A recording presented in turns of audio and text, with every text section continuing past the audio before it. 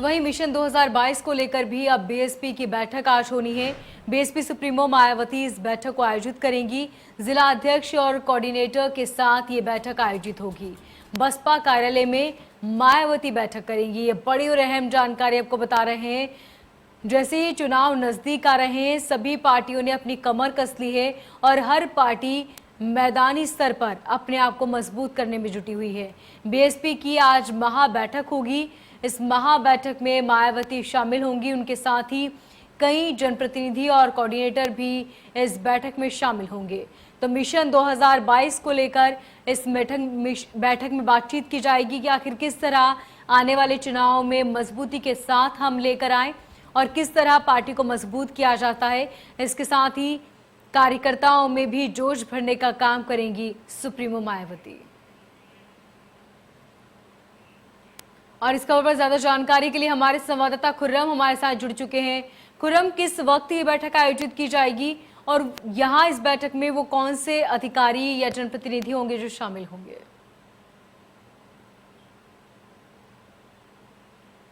देखिए, आज 9 बजे बैठक बताया गया था शुरू होना है और उसमें जिला अध्यक्ष और कोऑर्डिनेटर के साथ बैठक लेंगे मायावती और ये इस पर डिस्कशन होगा, चर्चा होगी कि कौन से मुद्दे हैं जिसको लेकर जाना है। क्योंकि एक बात तो साफ कर दिया है मायावती ने कि वो ब्राह्मणों को सुरक्षा देंगी, उनको इज्जत देंगी, उनका जो मान प्रतिष्ठा उसको बढ़ावा देंगे। एक बात तो साफ किया है। दूसरी बात यह है कि मूर्ति स्मारक नहीं बनवाएंगे, ये बात मायावती ने साफ कर दिया। यानी कि आप देखिए मायावती की सरकार आखिर क्यों गई थी, क्योंकि 2007 से 2012 के बीच तमाम चीजें आई थी, जिसके बाद ये मान लिया गया था कि मायावती एक खास वर्ग की ही नेता हैं और स्मारक और मूर्तियों में उनका ध्यान ज्यादा रहता है। जिस वजह से सबसे बड़ा वजह बनी थी वो इस वजह से बनी थी उनकी सरकार जाने की। तो मायावती ने ये समझ लिया है और मायावती ने इस बात का ऐलान भी कर दिया है। तो आज जो बैठक होना है वो उस बात पर बैठक होना है कि क्या मुद्दे हो सकते हैं, क्योंकि एक बैठक एससी मिश्रा को भी उसके बाद लेना है 12 बजे के आसपास। उसमें तमाम जो जिला अध्यक्ष हैं, कोऑर्डिनेटर, उसमें भी जाएंगे, बैठक करेंगे। तो इस तरीके की कहा जा सकता है कि चुनावी मोड में आ गए। मुद्दे क्या होंगे, किस तरीके से कैंपेनिंग होगा, वो कौन से इश्यूज होंगे, खास इश्यूज होंगे जिसको सबसे पहले छूना है, वो कौन से इश्यूज होंगे जिसको नहीं छूना है, ये सब चीज डिस्कशन होगी। क्योंकि देखिए, अब ये सबको मालूम है कि सत्ता पार्टी जो होती है अपना नैरेटिव बनाती है और उसको थोपती विपक्षी पार्टियों की तरफ, यानी कि अब हमारी पिच पर खेले।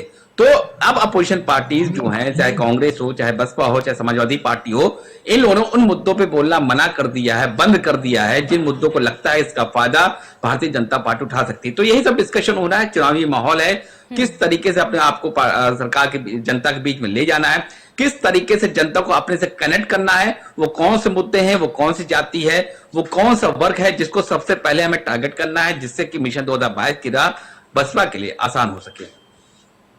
बिल्कुल खुर्रम, तो जिस तरीके से वो गलतियां जो भविष्य में हुई उन्हें अब दोहराया नहीं जाएगा। इसके साथ ही जैसे ही चुनाव नजदीक आ रहे हैं, हर पार्टी ने कमर कस ली है और सभी पार्टी एक के बाद एक कई बैठकें कर रही हैं और साथ ही अपने कार्यकर्ताओं को मजबूत किया जा रहा है। क्या मायावती यहाँ पर जीत का मंत्र भी दे सकती हैं 2022 के लिए? जी बिल्कुल, देखिए, अतीत से सीखा जाता है और मायावती ने अतीत से बहुत कुछ सीखा है। वो 2 सरकार उनकी नहीं आ पाई, पहले समाजवादी पार्टी, भारतीय जनता पार्टी, उसके बाद यानी कि 10 साल से वो सत्ता के बाहर है। उनको मालूम है कि इस बार अगर नहीं किया तो 5 साल और सत्ता से बाहर हो जाएंगी। करो मरो की स्थिति है बहुजन समाज पार्टी के लिए, क्योंकि 15 साल आप अगर बाहर हो जाते हैं सत्ता से, किसी ऐसे स्टेट से जहां आपका एक जमाने में डंका बजता था, तो जाहिर सी बात है आपके लिए दिक्कत होती है। तो करो मरो स्थिति है। मंत्र की बात है तो मंत्र मायावती दे चुकी हैं। वो सबके साथ चलने को तैयार हैं। वो इस बात को कह चुकी हैं कि जो गलतियां हो चुकी हैं वो दोहराने नहीं जा रही हैं। हालांकि ये बात उन्होंने नहीं की, लेकिन उनके जो बॉडी लैंग्वेज था, उनका जो वक्तव्य था, जो संबोधन था, वो यही बता रहा था कि एक नई मायावती सामने आ चुकी है, जिनको अब मूर्ति स्मारक से मतलब नहीं है, जो सिर्फ ये बात कर रहा है कि हम जो हैं अब उत्तर प्रदेश का विकास करेंगे, हमारा पूरा ध्यान उसी पर होगा। तमाम तरह के हमले किए, चाहे समाजवादी पार्टी हो, चाहे भारतीय जनता पार्टी हो, कांग्रेस का कोई जिक्र करता नहीं है। तो जाहिर सी बात है कि अब वो मंत्र सामने आ गया है। जो कार्यकर्ता हैं, जो ग्रास रूट लेवल के कार्यकर्ता हैं, उनको समझ में आ गया कि किस तरीके से आगे बढ़ना है। तो यानी कि जिस तरीके से वहां पर शंखनाद हुआ मायावती के संबोधन से पहले, जिस तरीके से वहां पर अयोध्या, बनारस, काशी, मथुरा, वृंदावन से ब्राह्मण पंडितों को बुलाया गया, तो ये बताता है कि तो ये बताता है कि किस ठीक तरीके खुर्रम। से मायावती अपने को आगे फोकस कर रही है, प्रेजेंट कर रही है। तो अब देखना यही होगा कि आज जब बैठक खत्म होती तो उसके बाद किस तरीके से कोऑर्डिनेटर जिलाध्यक्ष अपनी कैंपेन में जुट पाते हैं। ठीक खुर्रम, बहुत शुक्रिया।